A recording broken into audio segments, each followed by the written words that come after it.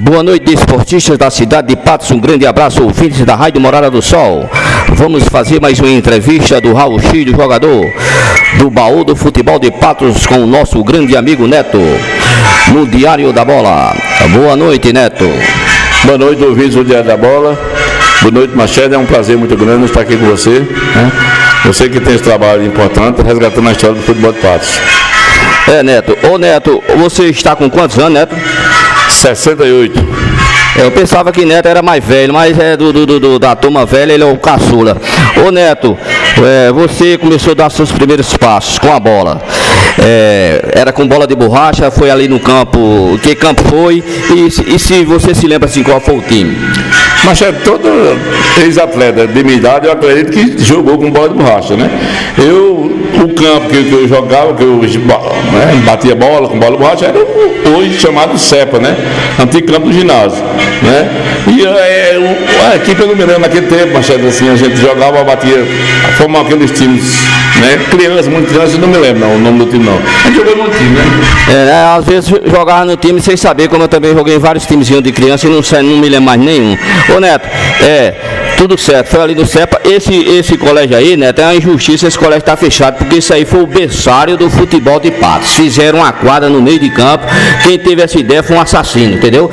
E por isso que faz mais de 30 anos que está aquele campo ali perdido, que isso era para ter revelado já muitos jogadores aqui do centro. E o excelente de craque de Patos são a maioria, como Araponga, Bastim, Clóvis, todo mundo jogou aí, todo mundo, entendeu? Ô, Neto, e na adolescência, Neto, qual foi o time amador que você jogou? Eu joguei no Fluminense Totô, joguei no Flamengo, cujo presidente era Toninho da Gaivota, joguei no Guarani, joguei, como você falou aí, no saudoso time do Náutico de Cochilão, eu joguei em várias equipes, não certo, que no momento a gente não se lembra. O famoso Cochilão foi um dos baluartes do passado que deixa muita saudade, né? Ô, Neto, aí depois você saiu diretamente do amador para o nacional. Foi no esporte, você não jogou não? Não, no esporte eu não joguei não. Eu jogava nessa época, Marcelo, eu jogava no Guarani, né? Que era um time amador aqui do Alto Castelhano. E a gente jogou em várias cidades aqui do Estado da Paraíba. E depois o Nacional tinha saído do Campeonato Paraibano. Como agora, né? Está vivendo essa mesma realidade. E a diretoria do Nacional, o Bastinho já naquela época, o Dedé Jaruso, Vigílio Trindade, vieram falar com a gente para a gente, né, passar de Guarani para Nacional. E a gente se sentou, a turma do Guarani, e cedeu o nome do Guarani para Nacional. Muito bem, Neto. Naquela época você já estava despontando para ser titular do Nacional. Você era ainda jovem, com 15, 16 anos, como o seu irmão mais velho, Bastinho, já era titular, tanto do Nacional como do esporte. Ele foi um verdadeiro professor para você, porque Bastinho sabia tudo, de tudo, como se um jogador na defesa deveria jogar. Então ele passou todos os ensinamentos e rapidamente você passou a ser titular nacional. Ô, Neto, então você teve uma grande partida que você me falou aqui. Fale sobre essa história, Neto. Qual foi a maior partida que você faz na sua vida? Foi Nacional 13, em Campina Grande. A Paraíba inteira sabe dessa história. O Nacional vendeu uma de campo para o 13 e chegou lá, a gente ganhou de 3-1. Um fato interessante é que, Machado, quando a gente saiu daqui, eu vou contar rapidamente, o tempo é ouro.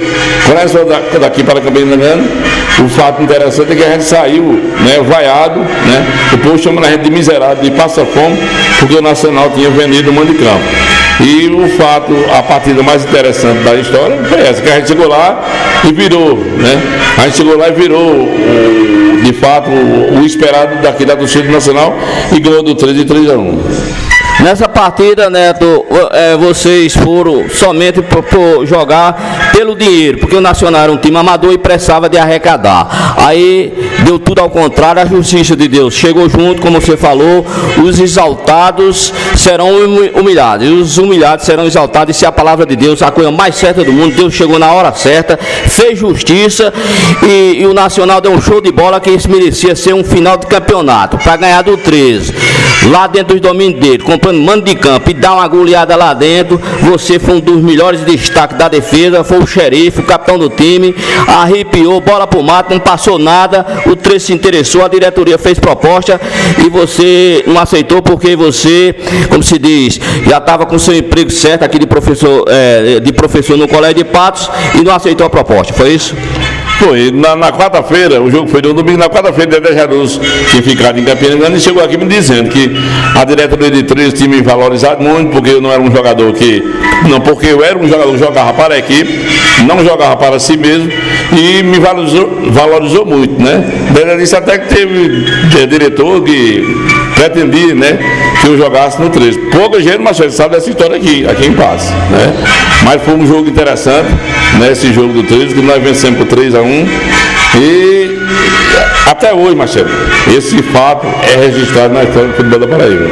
Muito bem, Neto. Você me falou também aqui, Neto, você como professor, já foi diretor do colégio vários anos, ainda continua ensinando, e você me falou de uma cena importante, como também está acontecendo comigo agora. Você falou que alunos seus, você falou do seu apelido lá que jogou no Nacional, a turma ficou assim, sem acreditar, pensando que você estava mentindo. Então, com essa sua entrevista aqui, vai reforçar o que a gente está falando, como também o menino lá da rádio, o Denis Campos, é interrompido quando vem para fazer o programa. Aí a turma está dando muito cartaz e falando sobre esse quadro do raio-x de futebol. Aí eu perguntei a ele se era aqueles torcedores velhos, de 50, 60 anos, negativo. São jovens de 14, 16, 17 anos que estão gostando muito da história dos jogadores do passado do Nacional Esporte, porque houve dentro de casa, os pais dele falaram sempre de jogador como Neto, Bastinho, Zé Canário, Joquinha, Dissô, Mário Lemos, o Mancha aqui, Messias, Dinaldo. Então isso, né, para a gente, Neto, é muito gratificante, já que a gente é amador e a alegria da gente continua aparecendo essas coisas. Ô Neto, a maior alegria que você teve do futebol, será que foi essa mesma partida, Neto?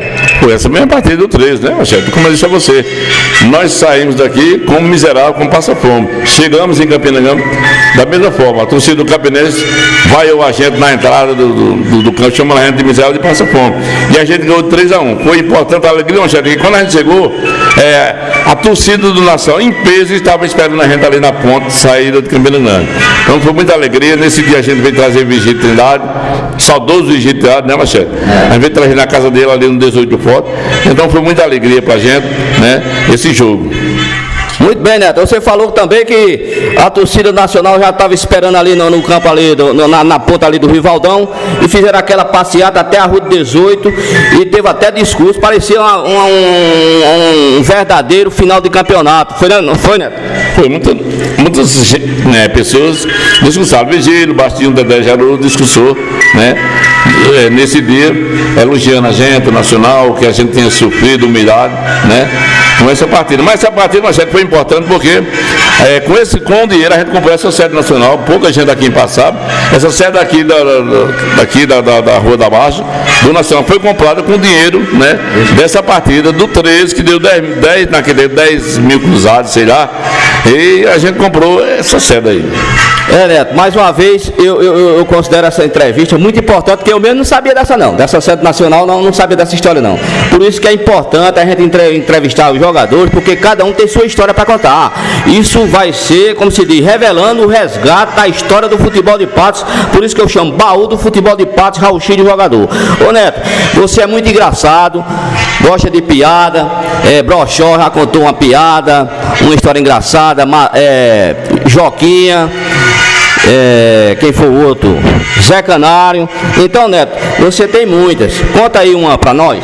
Marcelo, você sabe, naquele tempo tinha uma cultura de jogador de futebol não cortar cabelo, deixava o cabelo crescer, né? E um cabelinho como o meu, aí ficava feio. E Clóvis, que era um cara muito engraçado também, muito cheio de piada, Clóvis pegava, eu me lembro um jogo lá de Caminho Cabelano, quando o 13, Clóvis pegou palito de picolé, pegou saco de plástico e colocou na minha cabeça, mas isso foi um quadro veredo. E me disse que era para eu entrar em campo assim, porque o atacante tinha medo de jogador feio. Então era para eu entrar assim. E foi verdade. Quando eu entrei, o jogador do 13 disseram: esse caba tá louco, esse caba tá doido, esse caba tá cheio de maconha. Porque eu entrei com um palito de picolé e saco plástico na cabeça.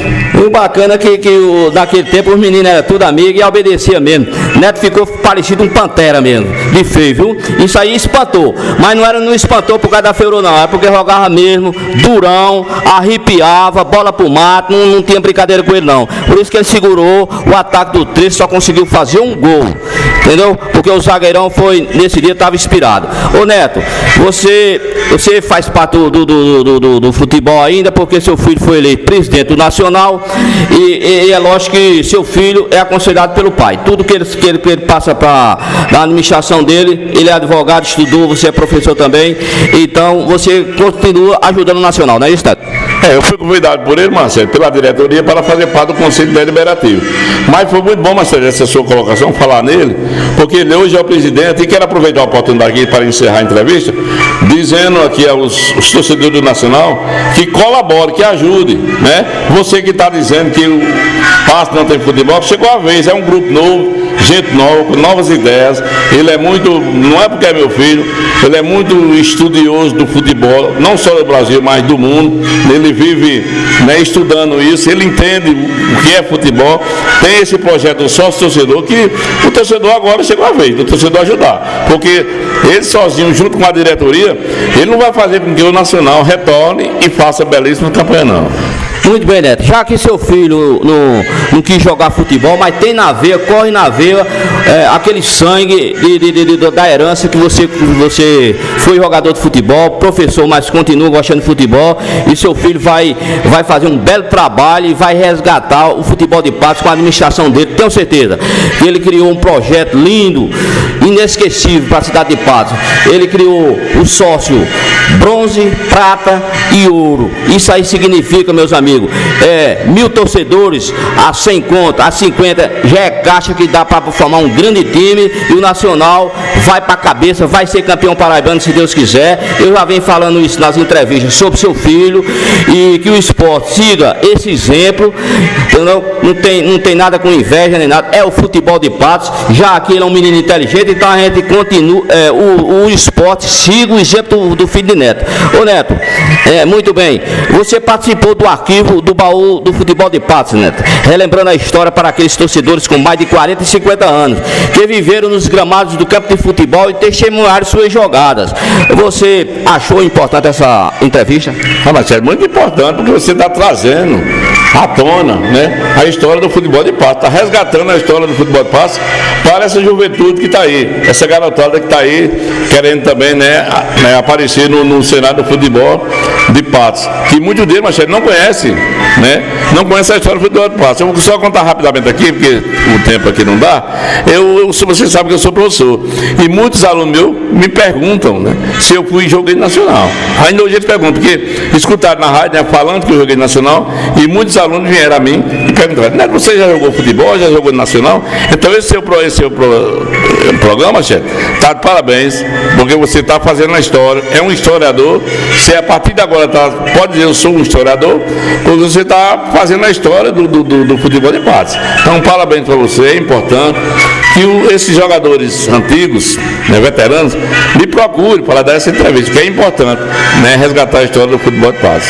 Muito bem, Neto. Olha, isso aí, Neto, é porque eu dou essa entrevista 2 vezes por semana. Então eu peço a ajuda dos colegas, que isso é muito importante para eles, porque como eu falei antes, os filhos é que fala dos adolescentes, fala de Neto, de Bastinho, de Dissou, de Mário Lemos. Aí eu perguntei ao menino: oxe, não, os cabas velhos não, é que papai fala desses jogadores. Então, Neto, você está saindo 2 vezes por semana, que eu falo o nome desses jogadores 2 vezes por semana. Então fala seu nome: Neto, Bastinho, Dissou, a turma do esporte e a turma do Nacional. Então por isso que a turma está falando lá no colégio, que não sabia que você era jogador. Então, Neto, eu só tenho a lhe agradecer por sua gentileza em ter me recebido com muita bondade na sua casa, e você participou do Diário da Bola na Morada do Sol, sob o comando de Paulinho Cabeça Fria, abnegado do futebol de Patos, e sua equipe, o professor Zé Roberto, comentarista de Patos e da Paraíba, o ouvido de ouro na escuta, Denis Campos. A todos um grande abraço do seu amigo Machado Leitão. O Mancha, e até a próxima, se Deus quiser.